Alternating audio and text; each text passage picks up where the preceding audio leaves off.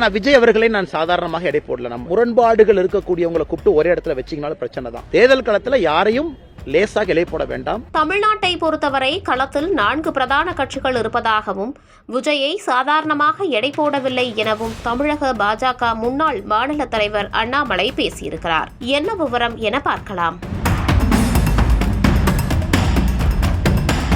தமிழக பாஜக முன்னாள் மாநில தலைவர் அண்ணாமலை தற்போதுள்ள அரசியல் சூழல் குறித்து பல்வேறு விஷயங்களை பேசியிருக்கிறார். தேர்தல் களம் தொடர்பாகவும் தொடர்ந்து தாவேகாவிற்கும் திமுகவிற்கும் தான் போட்டி என விஜய் கூறி வருவது தொடர்பாகவும் பதிலளித்த அண்ணாமலை, தமிழ்நாட்டை பொறுத்தவரை களத்தில் தற்போது 4 பிரதான கட்சிகள் இருக்கிறது. திமுக தலைமையிலான கூட்டணி, அதிமுக தலைமையிலான என்டிஏ கூட்டணி, தமிழக வெற்றிக் கழகம், நாம் தமிழர் கட்சி என 4ம் பிரதானமாக இருக்கிறது.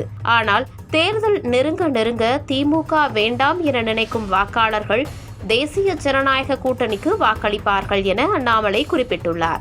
மேலும் அதிமுகவிற்கும் பாஜகவிற்கும் சித்தாந்தம் ரீதியாக வேறுபாடுகள் இருந்தாலும் திமுகவை வீழ்த்த வேண்டும் என்ற நோக்கத்திற்காக ஒன்றிணைந்து இருக்கிறோம் எனவும் குறிப்பிட்டுள்ளார். விஜய் தேசிய ஜனநாயக கூட்டணியில் வந்தால் கூட்டணி பலமாக ஆகுமா என கேட்டதற்கு, நான் எங்கள் தலைமையிடம் அது குறித்து எதுவும் சொல்லவில்லை, தலைவர்கள்தான் அதனை முடிவெடுக்க வேண்டும்.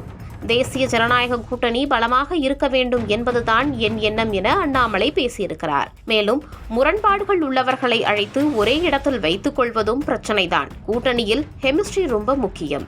விஜயை பொறுத்தவரை அவர் திமுக வேண்டாம் என நினைக்கிறார். அப்போது யார் வேண்டும் என்பதை விஜய்தான் முடிவெடுக்க வேண்டும் எனவும் அண்ணாமலை பேசியிருக்கிறார். அதே நேரத்தில் விஜயை நான் குறைத்து எடை போடவில்லை. அவர் ஒரு சினிமா ஸ்டார். மக்கள் மத்தியில் மாஸ் இருக்கிறது. தாவேகாவில் செங்கோட்டையன் உட்பட பலரும் இணைந்திருக்கிறார்கள். அதேபோல விஜயின் கட்சிக்காரர்களும் ஆக்டிவாக இருப்பதை பார்க்க முடிகிறது. அதேபோல மறுபுறம் சீமானையும் குறைத்து எடை போடக்கூடாது. கடந்த லோக்சபா தேர்தலில் பிரைம் மினிஸ்டர் கேண்டிடேட் இல்லை என போட்டி போட்ட நாம் தமிழர் கட்சி 8.5% வாக்குகளுக்கு மேல் வாங்கியிருக்கிறார்கள். தேர்தல் களத்தில் யாரையும் குறைத்து எடை போடக்கூடாது எனவும் குறிப்பிட்டிருக்கிறார். அதே நேரத்தில் கூட்டணி குறித்து பேசிய அண்ணாமலை, எங்கள் கூட்டணி பலமாக இருக்க வேண்டும். மக்களிடம் சென்று நாங்கள் செய்யும் நல்லதை சொல்கிறோம். வாக்குகள் எங்களுக்கு வரும் என்று நம்புகிறோம் எனவும் அண்ணாமலை குறிப்பிட்டிருக்கிறார். தேர்தல் களம் தமிழ்நாட்டில் எப்படி இருக்கு? மும்முனை போட்டி வரும் அப்படின்னு விஜய் சொல்றாரு.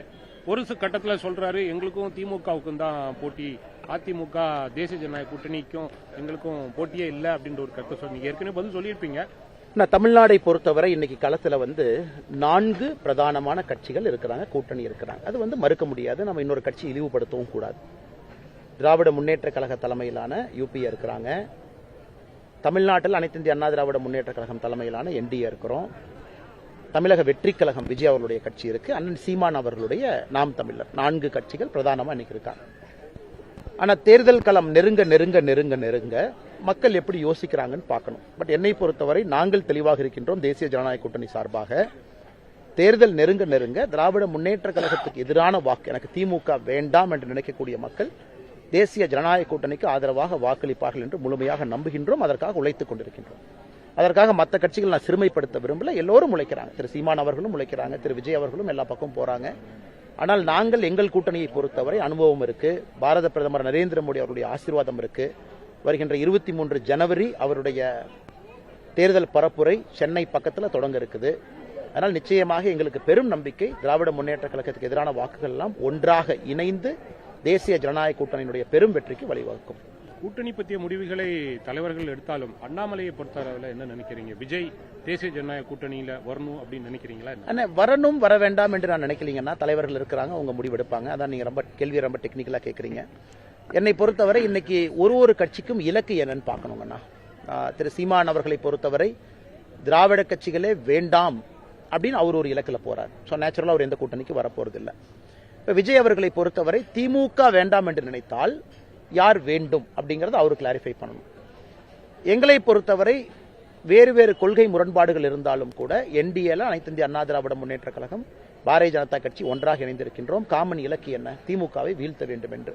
அடிப்படையில் நிறைய எங்களுக்குள்ள சித்தாந்த ரீதியில வேறுபாடுகள் இருக்கு. மும்மொழி கொள்கை, 2 மொழி, நிறைய வேறுபாடு இருந்தும் இணைந்திருக்கின்றோம். காரணம் என்ன? திமுகவை வீழ்த்த வேண்டும். அது நீங்க விஜய் அவங்க கிட்ட வேற தலைவர்கள்ட்ட கேட்கணும்.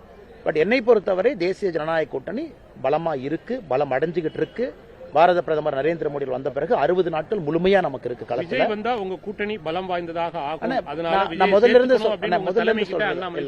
நான் வந்து தலைமை கிட்ட எதுவுமே சொல்றது இல்லைங்கண்ணா. எனக்கு பாரதிய ஜனதா கட்சி வலிமையா இருக்கணும், தேசிய ஜனநாயக கூட்டணி வலிமையா இருக்கணும் அப்படிங்கறத என்னுடைய எண்ணம் எப்பொழுதுமே. அது விஜய் அவர்கள் அது ஏன்னா முரண்பாடுகள் இருக்கக்கூடியவங்களை கூப்பிட்டு ஒரே இடத்துல வச்சிங்கனாலும் பிரச்சனை தான். எல்லோரையும் மதிக்கின்றோம், அதே நேரத்தில் ஒரு சிக்கன் பிரியாணியும் மட்டன் பிரியாணியும் கலந்து இது வெஜிடபிள் பிரியாணி கொடுத்து எப்படி இருக்கும்னா எதுவுமே நான் சொல்ல விரும்பலைங்கன்னா நீங்களே பண்ணிக்கங்க. அப்படி சரியா வராது. முரண்பாடுகள் யாரை எதிர்க்கிறாங்க, யாரை எதிர்க்காம இருக்கிறாங்க, அதனால எல்லாத்தையும் பார்த்து குழப்பம்னா கெமிஸ்ட்ரி இருக்காதுங்கண்ணா. மக்கள் தேர்தல் நேரத்தில் அதெல்லாம் பார்க்க மாட்டாங்க. கெமிஸ்ட்ரி இருக்காது. கெமிஸ்ட்ரியும் முக்கியம். ஒரு அலையன்ஸ்ல ஒரே கோணத்தில் இறங்கி போகணும். விஜய் அவர்கள் அரசியல் விஜய் அவர்களுக்கு, எங்களுடைய அரசியல் எங்களுக்கு. ஆனா நான் விஜய் அவர்களை நான் சாதாரணமாக எடை போடல. நம்ம டே ஒன்ல இருந்து சொல்றேன். ஒரு cinema star, popular appeal, mass appeal இருக்கிறவர்.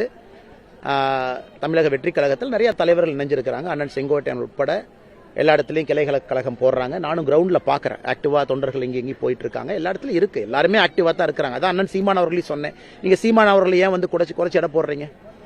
அவர் இந்த தேர்தலில் போன லோக்சபா தேர்தலில் எனக்கு பிரைம் மினிஸ்டரே இல்லைன்னு கேம்பெயின் பண்றவர் 8% ஓட்டு வாங்கியிருக்காரு. நீங்க பாருங்க, லோக்சபா தேர்தலில் ஒரு கட்சி பிரைம் மினிஸ்டரே இல்லைன்னு கேம்பெயின் பண்ணவங்க 8% போட்டிருக்காங்க.